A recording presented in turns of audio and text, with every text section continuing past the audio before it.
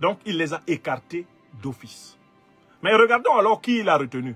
Analysons un peu la liste de Ouattara. Et c'est là où vous allez voir que Ouattara est un cynique. C'est un cynique.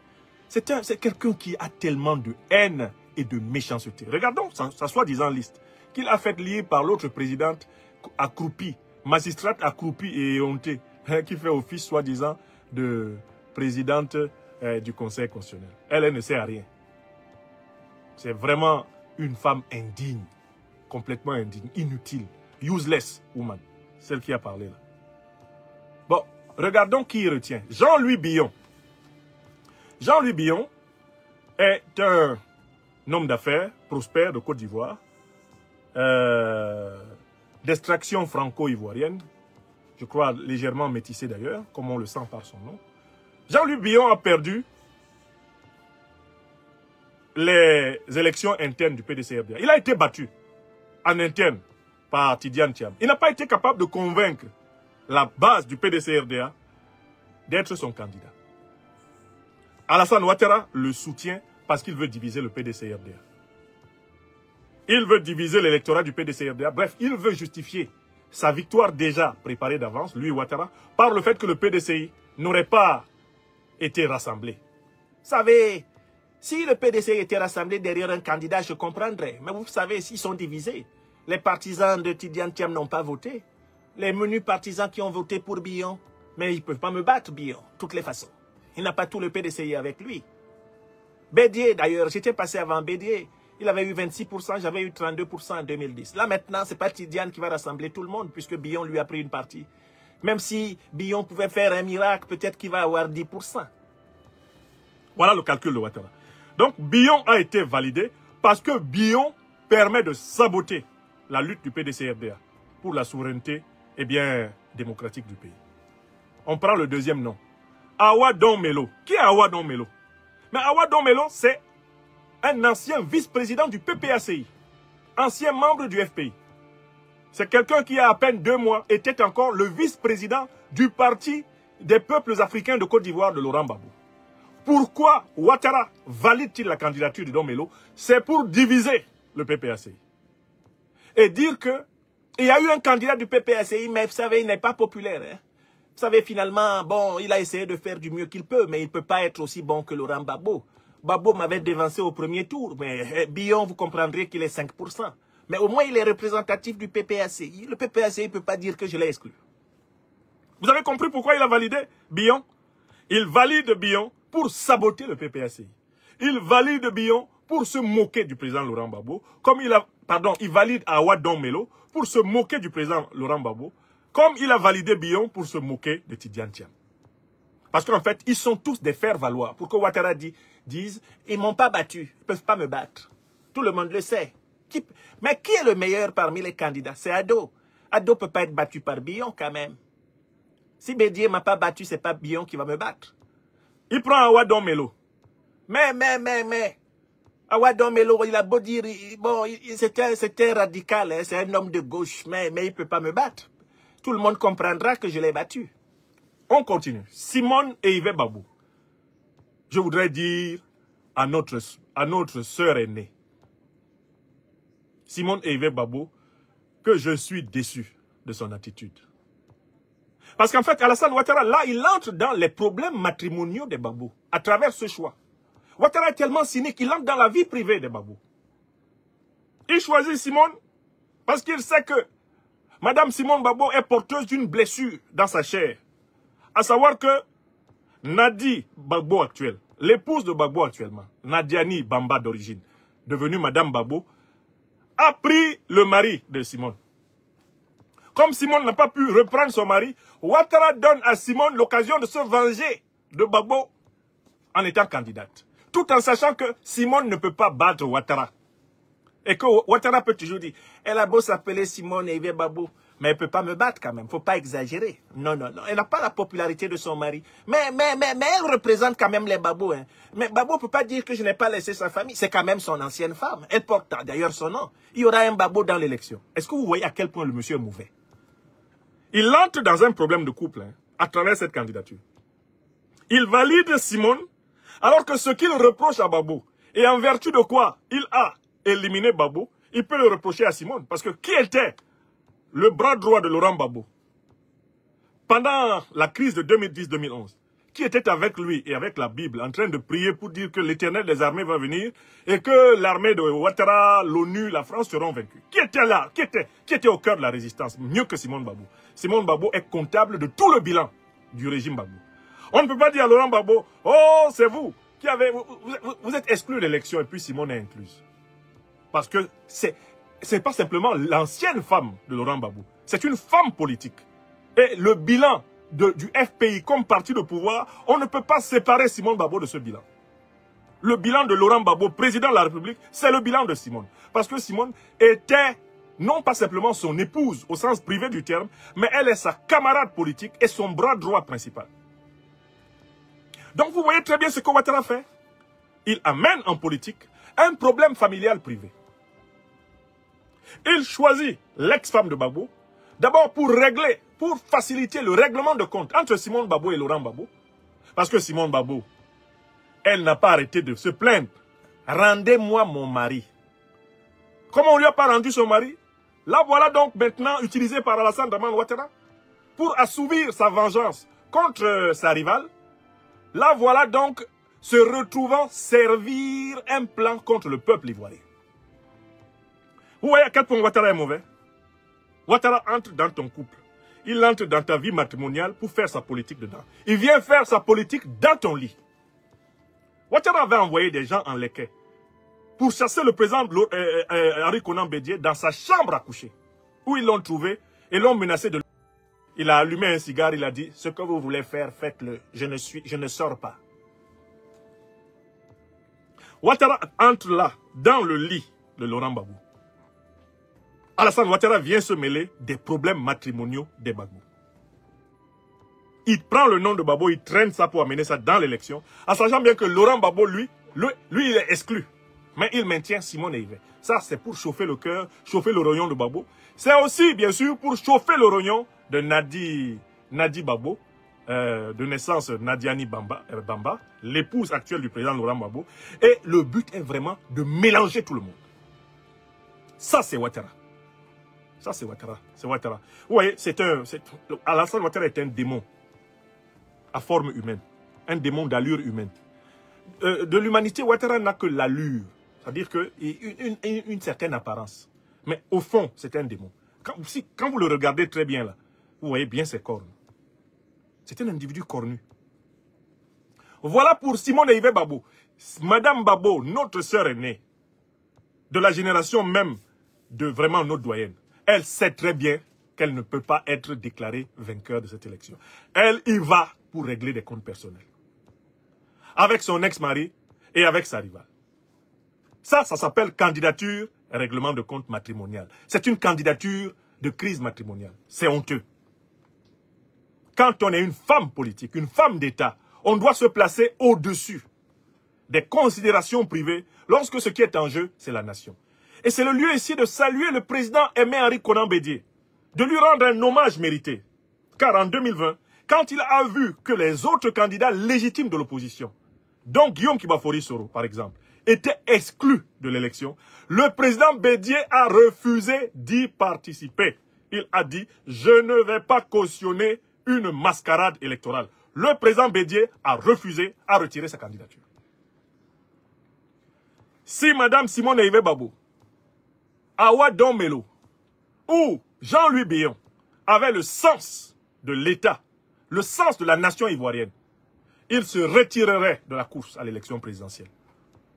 Au nom de l'intérêt général, au nom de la résistance ivoirienne. Ils diraient, nous ne sommes pas candidats. Prenons une autre, la dernière dans la liste, Henriette Lagou. Henriette Lagou, c'est la serviette, c'est la serpillère de Ouattara. Il l'a utilisée comme faire valoir en 2020, en 2015. Elle a toujours été à sa merci. Tous ces parrainages, c'est Ouattara qui lui a donné. C'est Ouattara qui a fabriqué la candidature de Lagou Henriette. Lagou, c'est une lèche-cul de la Ouattari. C'est ce qu'elle est. C'est la description, ce n'est pas une insulte. C'est la description, ce n'est pas une insulte. Donc voilà les... Alors, si ces gens-là aiment le peuple de Côte d'Ivoire, Jean-Louis Billon, Awa Don Melo, Simone et Yves, Henriette Lagou, ils doivent dire immédiatement qu'ils refusent d'être candidats. Ils doivent laisser Alassane Ouattara seul avec son bulletin de merde en main. Si Henriette Lagou, Simone et Yves Babou, Awa Domelo, Jean-Louis Billon aiment le peuple de Côte d'Ivoire, c'est maintenant qu'ils doivent le rejoindre. Rejoindre la lutte du mouvement Trop, c'est trop. Mais est-ce qu'ils en auront le courage?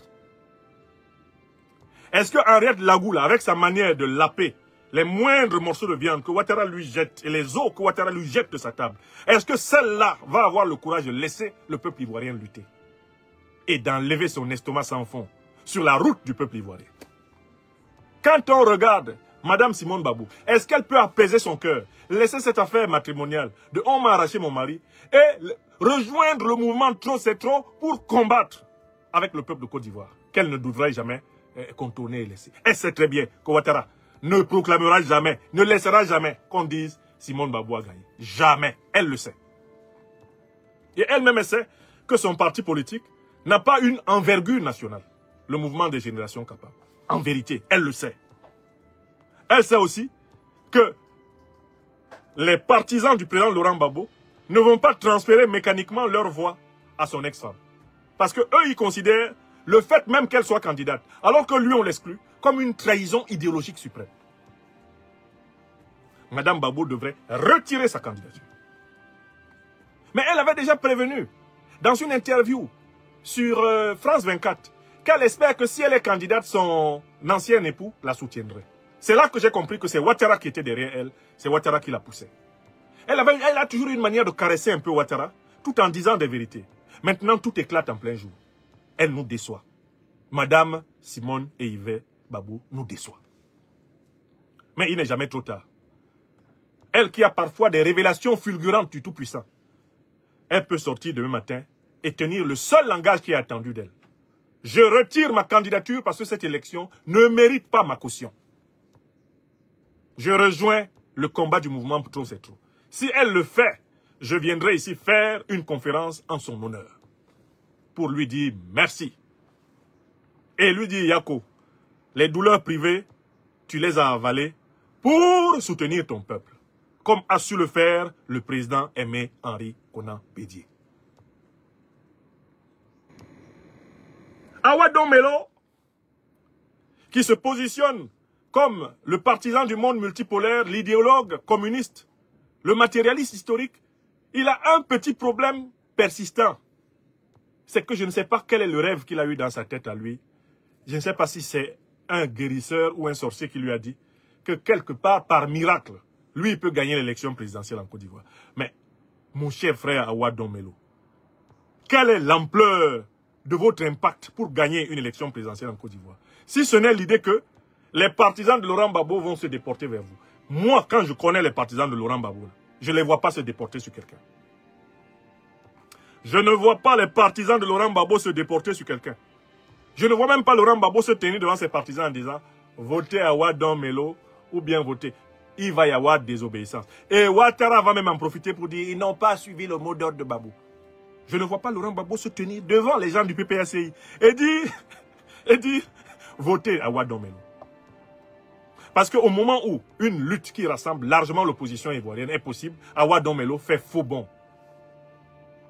On doit se dire très clairement que lui aussi a été opportunément exploité par Ouattara. Et il avait commencé ça depuis un moment. Il faisait des petites messes basses à l'intérieur du PPACI. Il était venu organiser une réunion bizarre ici à Paris. J'ai eu vent de ça. Et je disais, il va trahir le président Gbagbo. Hey, il va trahir le président. Et ça, c'est une trahison. Si tu es le vice-président de quelqu'un qui lui est exclu de l'élection et tu t'en vas être candidat contre sa volonté, est-ce que c'est bien? Est-ce que c'est la ligne que le parti PPACI a retenue? Est-ce que c'est la ligne du parti? Donc, je dis à Awa Domelo, vous jouez à un jeu trop dangereux. Parce que si ça ne se passe pas comme vous voulez là, vous allez porter le bilan de Ouattara avec vous. Camarade Awa Domelo. Si Alassane Ouattara tombe, si les Alassanistes partent en exil, vous allez suivre. Hein? Quand ils vont tomber là, si vous restez dans votre posture de trahison, là, le bilan de Ouattara sera le vôtre. Hein? Il y a des gens qui pensent qu'ils peuvent soutenir Ouattara contre le peuple ivoirien et après leur vie va continuer comme avant. Ce n'est pas vrai. Hein? Vous tombez avec lui. pour tomber avec lui. Hein. Quant à Jean-Louis Billon, bon, lui, de toutes les façons, on a bien vu qu'il n'était pas capable de gagner l'investiture à l'intérieur du PDCI. Mais Jean-Louis Billon, si vous ne pouvez pas gagner dans le PDCI l'investiture, c'est dans le pays que vous pouvez gagner l'élection. Mais, mon frère Jean-Louis Billon, pourquoi vous faites ça? Pourquoi vous faites ça à la Côte d'Ivoire? Pourquoi vous faites le jeu de Ouattara? Il n'y a pas d'élection présidentielle en Côte d'Ivoire. Il n'y a pas d'élection présidentielle en Côte d'Ivoire parce qu'aucune des conditions d'une élection n'est remplie. C'est une pour-élection. Qui est M. Alassane Dramane Ouattara? Alassane Dramane Ouattara est un individu antidaté. Il est connu pour avoir 3 actes de naissance pour la même vie. Parce qu'il a toujours eu des problèmes avec l'acceptation de son africanité. C'est un ennemi de l'Afrique. C'est quelqu'un qui a honte d'être africain. Parce qu'à l'origine, d'abord, il a renié la terre ancestrale sur laquelle il est né. La terre bénie du Burkina Faso, qui s'appelait alors la Haute-Volta. Il l'a renié. Pourtant, son cordon ombilical et celui de ses parents sont à Sendou, en Haute-Volta, jusqu'à ce jour. La tombe de son père est à Sendou et il n'y va jamais se prosterner, car il ne veut pas reconnaître ce qu'il doit à cet homme qui lui a transmis la vie au cœur de notre Haute-Volta bénie. Terre bénie, terre aujourd'hui appelée Burkina Faso, pays des hommes intègres. Terre dont aucun être humain naissant ne devrait avoir honte. Terre qui mérite d'être consacrée et sacrée comme n'importe quel millimètre carré de la terre africaine. Alassane Ouattara est un renégat, mais un renégat de la pire espèce. Car il n'est pas seulement renié le Burkina Faso, qui lui a donné vie. Le Burkina Faso, qui par Dieu lui a donné vie. Il n'a pas seulement renié ce pays qui lui a donné son éducation primaire, secondaire, et même qui, devant la pauvreté de ses parents, lui a accordé la bourse avec laquelle il a fait toutes ses études supérieures, avant que la Côte d'Ivoire n'apporte une contribution ponctuelle pour ceci. C'est Alassane Ouattara. Malgré cela, cet homme a été coopté par les néocolonialistes français et a été intégré progressivement dans les administrations du FMI, de la Banque mondiale, et plus tard de la Banque néocoloniale et coloniale de la France en Afrique, appelée tantôt BCAO en Afrique de l'Ouest et BEAC en Afrique centrale. La Banque du franc CFA, monnaie coloniale française, créée en 1945 par De Gaulle pour piller les richesses de l'Afrique et assurer la gratuité des matières premières africaines à la puissance coloniale et néocolonialiste française, jusqu'à ce jour.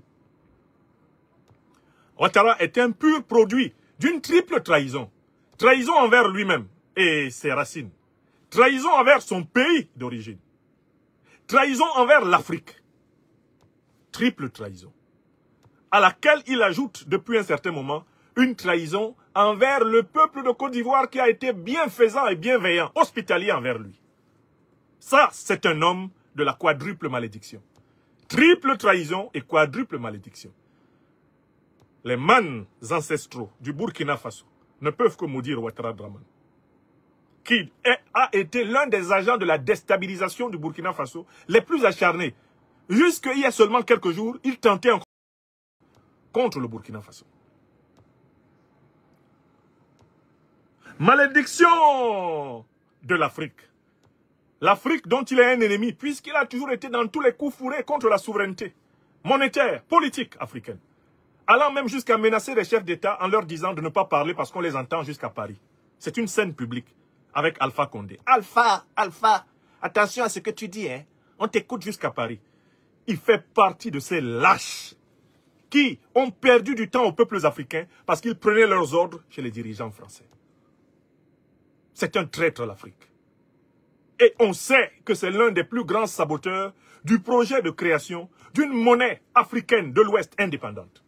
C'est lui qui a projeté par 2 fois le faux écho pour empêcher la naissance de la monnaie flexible indépendante ouest-africaine et ainsi sauver les meubles de la Banque néocoloniale de France.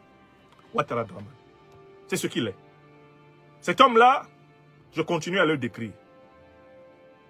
Il arrive en Côte d'Ivoire recommandé par ses maîtres néocolons français et surtout par une citoyenne française dont il est tombé amoureux et qui était devenue une courtisane de la classe politique ivoirienne. Après avoir perdu son époux, professeur de français en Côte d'Ivoire, Dominique Folorou-Mouvian, qui deviendra dans les années 90 Ouattara, après avoir été une proche courtisane du président Houphouët-Boigny vieillissant, dont elle abusera tranquillement de la faiblesse. Alassane Ouattara est le produit politique d'une promotion canapé. C'est cela la vérité. C'est par les merveilles et la générosité d'une femme qu'Alassane Draman Ouattara a pu approcher le président Houphouët-Boigny. Il l'approche au moment où sa vigilance faiblit. Il l'approche au moment où ses jours s'assombrissent. Et voilà comment cet individu entre dans la vie politique ivoirienne. Entrer dans la vie politique ivoirienne, il y souffre d'un problème, c'est qu'il n'a pas un passé commun avec les Ivoiriens. Il n'a même pas été comme nous autres, camarades de classe des Ivoiriens. Il lui faut donc se fabriquer une popularité artificielle en Côte d'Ivoire. Comment cet individu diabolique va-t-il procéder? Il va lui falloir exploiter la fibre identitaire. Il crée la carte de séjour des étrangers ivoiriens de Côte d'Ivoire. Ainsi, Alassane Ouattara se positionne-t-il en Côte d'Ivoire comme le défenseur des exclus qu'il a lui-même créés. C'est Ouattara qui a fait dériver le concept culturel d'ivoirité sur le terrain politique. Comme Premier ministre, il procède au bradage de l'économie ivoirienne avec ses amis néocolonialistes français, occidentaux et moyen-orientaux. C'est le responsable des pires privatisations, des maillons les plus vivants de l'économie ivoirienne des années 90, Ouattara Draman. C'est lui qui prépare la Côte d'Ivoire au coup de massue de la dévaluation de 1994. C'est Ouattara Draman qui plie l'État de Côte d'Ivoire à toutes les normes du FMI, de la Banque mondiale, qui fait de la Côte d'Ivoire, en réalité, un État surendetté. Ouattara Draman. Mais il ne s'arrête pas là. C'est le plus grand brutaliseur de l'opposition ivoirienne, après le retour du multipartisme. Il attaque les cités universitaires, des étudiants. Il attaque l'opposition. Et un certain 18 février 1992, il menace de le président Laurent Gbagbo et ses compagnons de l'opposition ivoirienne de cette époque-là. C'est la même menace qu'il fait peser à l'instant où je vous parle sur le président Laurent Gbagbo et tous les dirigeants de l'opposition. Alassane Draman Ouattara est passionné par... Le crime est chez lui une manière d'exister. Il a besoin de... pour se sentir puissant. C'est un homme profondément mauvais. Il est mauvais. Il est maléfique. Alassane Draman Ouattara va tenter donc par la suite une série de... jusqu'à celui qu'il perpètre en cette année 2025. Car il s'agit bien de... C'est un de plus qu'il est en train de perpétrer. En 1993, quand le président Houphouët-Boigny décède, officiellement le 7 décembre, Ouattara veut voler la fonction de président de la République en l'article 11 de la Constitution, qui prévoit pourtant que l'intérim du président soit assuré par le président de l'Assemblée nationale. Il s'appelle alors, ce président de l'Assemblée nationale, Aimé Henri Konan Bédié. S'appuyant sur son allié, président du Conseil économique et social d'alors, Philippe Grégoire Yassé, tentant de s'appuyer sur le chef de l'armée, à l'époque le général de brigade Robert Gueye, tentant de s'appuyer sur le secrétaire général du PDCRDA d'alors, le ministre Laurent Dona-Fologo, qui a témoigné, Alassane Ouattara veut usurper le trône. Lui, venu de Sindou, ayant été progressivement admis par les Ivoiriens parmi eux, comme un fils adoptif au nom de leur panafricanisme et de leur hospitalité légendaire, Ouattara veut ravir le fauteuil présidentiel dès 1993, alors même que le président Houphouët-Boigny est encore chaud dans la tombe. Heureusement, le général Robert Gueye lui dit à l'époque non. Heureusement, le secrétaire général du PDCRDA, feu le ministre Laurent Dona-Fologo, lui dit à l'époque non. Et ils ont tous témoigné. Ce sont des faits irréfragables. Alassane Ouattara n'a jamais démenti. Ouattara s'enfuit et essaie d'instrumentaliser le front républicain avec le FPI du secrétaire général Laurent Gbagbo d'alors pour faire un coup contre le président Bédié en 1995. Pendant que Laurent Gbagbo se bat à la régulière par les manifestations de rue, Ouattara espère que ses partisans dans l'armée militairement le régime du président, Henri Konan Bédié. Ça ne marche pas. L'homme reste en exil. Il a créé le RDR, un schisme du PDCRDA, entre-temps. Et à partir de cette période, Alassane Ouattara s'installe dans la rhétorique victimaire. On ne veut pas de moi comme président, car de mémoire de mangeur de porc, et de consommateurs goulus de toutes les bouteilles de vin et de champagne de la terre, on n'a jamais vu un tel musulman. Par ailleurs, pour ce qui est de la Côte d'Ivoire, il est inconnu dans les villages du Nord. Voilà pourquoi il ne s'installe même pas pour sa villégiature à Kong, le supposé village de son père. Ouattara trouve comme village Assini Mafia, sur les flancs de la côte atlantique, dans le pays à Bouré, dans le pays à Ladjan, dans le pays à Caen. Oui, si Ouattara, prétendument, était du Nord, pourquoi n'y a-t-il pas construit sa villégiature de vacances? Pourquoi Alassane Ouattara n'a-t-il pas fait de Kong la ville dans laquelle il va se reposer? Pourquoi n'y a-t-il pas construit les plus belles piscines de la terre, installé les plus beaux climatiseurs, planté les plus beaux arbres et installé les plus beaux jardins, afin de se reconstituer de temps en temps auprès des terres paternelles, puisqu'il s'est inventé une descendance, impériale. C'est bien parce qu'il n'est pas de con que ce monsieur s'est constitué un village artificiel tout naturellement à Assini Mafia. Mais il s'est installé là en réalité parce qu'il a toujours pensé que lorsque le moment le plus difficile viendra, il faudrait qu'il lui soit facile de fuir. De l'intérieur des terres à Kong, Alassane Ouattara a calculé que même en vitesse d'hélicoptère, il pourrait être rattrapé. Mais à partir d'Assini Mafia ou d'Abidjan, il voit déjà comment faire un saut de plus vers le 43e Bima, lui qui est un habitué du sauté-clôture. Et à partir d'Assini Mafia, il se voit déjà traçant rapidement, à partir d'un aéronef, vers le Gabon, ou le Ghana, ou le Sénégal, où l'attendent des régimes propices et favorables. Voilà l'homme. En 1999, il est directement l'inspirateur qui renverse le président Bédié. Les militaires qui renversent le président Bédié sont les partisans d'Alassane Dramane Ouattara, qui avaient travaillé à ses côtés à partir de la période de sa primature. D'ailleurs, avant de renverser le président Bédié, il dit « Je frapperai ce pouvoir et il tombera. Je frapperai ce pouvoir moribond et il tombera. » Et lorsque cela arrive, quand il rentre en Côte d'Ivoire, il dit « This is not a coup d'État ». De son anglais transparent, il dit « This is a revolution ». Ceci, c'est une révolution. Il félicite le général Robert Gueye, qu'il appelle Bob, qui a fait du bon travail. Et il s'attend que le général Robert Gueye lui transmette le pouvoir. Quand celui-ci prend goût au pouvoir, Alassane Ouattara cherche à le... Il lance ses partisans contre le général Robert Gueye. En septembre 2000, c'est le complot, du cheval blanc. On essaye de le général Robert Gueye, on ne le trouve pas, on a un cheval. Et c'est ainsi que ce complot s'appelle le complot du cheval blanc. Ouattara Dramane ne s'arrête pas en si bon chemin. En octobre 2000, face à Laurent Gbagbo qui a battu Robert Gueye, certes dans une élection réduite à 2, Alassane Ouattara essaie de reprendre le pouvoir par la rue. Cela aboutit à l'effroyable charnier de Yopougon. Ouattara s'enfuit encore.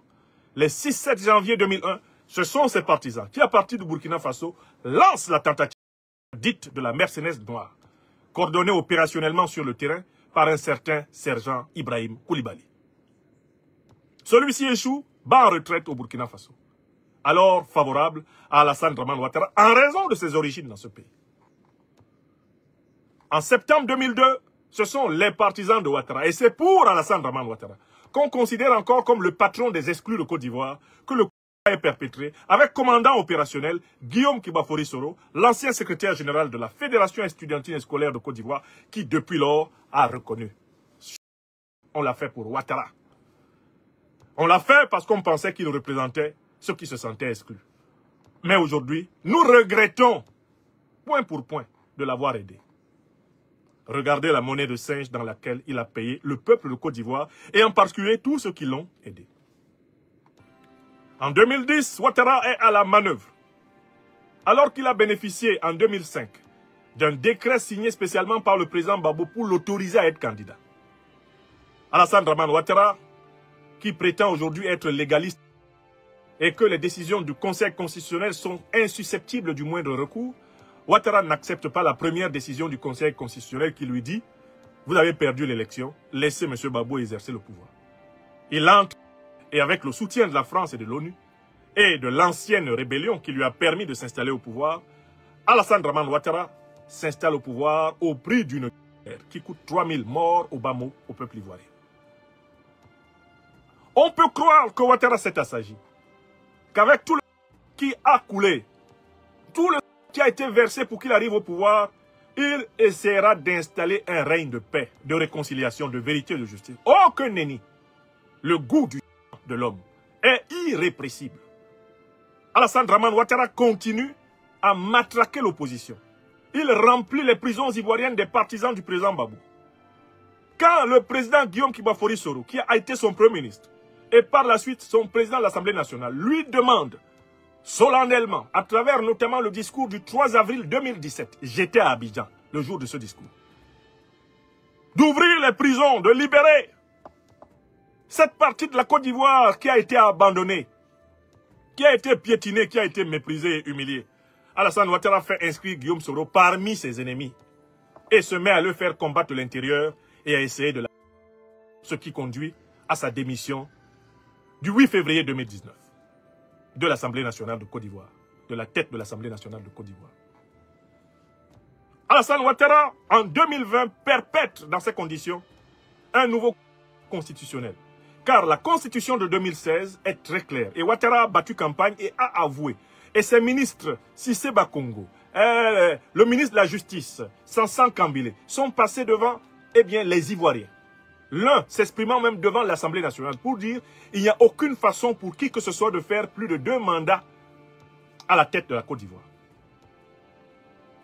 Alassane Ouattara jure ses grands dieux que la constitution de 2016 ne lui permet pas d'envisager un 3e mandat. Il fait faire campagne sur cette base. J'étais au stade de Bouaké le 31 octobre 2016, lors du dernier grand meeting de clôture de campagne. Et les flyers qui étaient partagés, les affirmations et les discours qui étaient tenus indiquaient bien la limitation de mandat à 2. C'est-à-dire qu'Alassane Dramane Ouattara pouvait faire un mandat de 2015 à 2020 et il ne pouvait d'aucune façon envisager de rester à la tête de la Côte d'Ivoire après 2020. Mieux, Ouattara applaudit lors de l'appel de Daokro du 17 septembre 2014, lors duquel le président Bédié, son allié d'alors, dans le cadre du RHDP, dit qu'en 2020, la candidature reviendrait à un candidat issu du PDCRDA dans le cadre du Gentleman Agreement entre lui et Alassane Ouattara. Ouattara applaudit. Alors que dans son cœur, il prévoit des plans noirs contre la Côte d'Ivoire et il prévoit de trahir Bédié, comme il a trahi Soro, comme il a trahi Babou, comme il a trahi Houphouët-Boigny, il prévoit de continuer à trahir. En 2020, Ouattara prétend se retirer au nom d'un candidat, Amadou Gon Coulibaly, qui représenterait son parti. Il se fait applaudir précipitamment par Macron, mais en fait, ce candidat a été choisi parce qu'il est moribond, parce qu'il est à l'agonie, parce qu'on sait que son cœur va lâcher, et même qu'on est prêt à faire lâcher éventuellement son cœur artificiellement. Amadou Gon clame dans les bras de Ouattara et Ouattara a le prétexte tout trouvé pour violer la Constitution et dire qu'il a été pris au dépourvu et qu'il lui faut être candidat. Plus de 300 Ivoiriens sont dans la foulée. Nguessan Kwaku Toussaint, notre enfant, notre fils, notre jeune frère, se faisant par les partisans de Alassane Dramane Ouattara à Daoukro en plein jour, lesquels se permettent même de jouer au football avec. Voilà ce que Ouattara a fait. Sur le chemin du pouvoir, Ouattara fait dans son propre camp plusieurs de ses proches, dont notamment l'ancien Premier ministre Ahmed Bakayoko. Celui-ci a commis l'erreur de croire Amadou Gon que c'était son temps qui avait sonné. Il a commis l'erreur de lorgner le fauteuil présidentiel. Un an foudroyant. Eh bien, le frappe et début d'année 2021, celui-ci avant d'expirer s'écrie « Ils m'ont eu. Ils m'ont eu ». Ce « il » dont il parlait, c'est Alassane Dramane Ouattara. Et toute sa smala de bandits, de en col blanc, qui tiennent la Côte d'Ivoire en otage jusqu'à ce jour. C'est ce monsieur-là qui, 5 ans plus tard, récidive et dit que la Constitution ne lui donne pas seulement un 3e mandat anticonstitutionnel, mais elle lui en donne un 4e. Voilà l'état dans lequel cette affaire nous arrive ce jour. Une succession de militaires et civils au service d'une oligarchie corrompue, soumise au néocolonialisme français et à l'impérialisme occidental. Voilà la carrière politique d'Alassane Dramane Ouattara de 1989 à 2025. L'exclusion de Laurent Gbagbo et de Tidjane Thiam de la présidentielle ivoirienne marque un tournant majeur. Cette décision du Conseil constitutionnel alimente déjà un climat politique tendu et ravive le débat sur la transparence et la légitimité du processus électoral. Avec seulement 5 candidats en lice, dont Alassane Ouattara qui brigue un 4e mandat, le scrutin du 25 octobre s'annonce déterminant pour l'avenir de la démocratie en Côte d'Ivoire. L'enjeu dépasse les personnes, il concerne la confiance des citoyens envers les institutions et le respect des règles démocratiques. Dans ce contexte, l'engagement citoyen devient essentiel. Que pensez-vous de l'exclusion de ces deux figures majeures? Partagez votre avis dans les commentaires et abonnez-vous pour rester informé de nos prochaines analyses.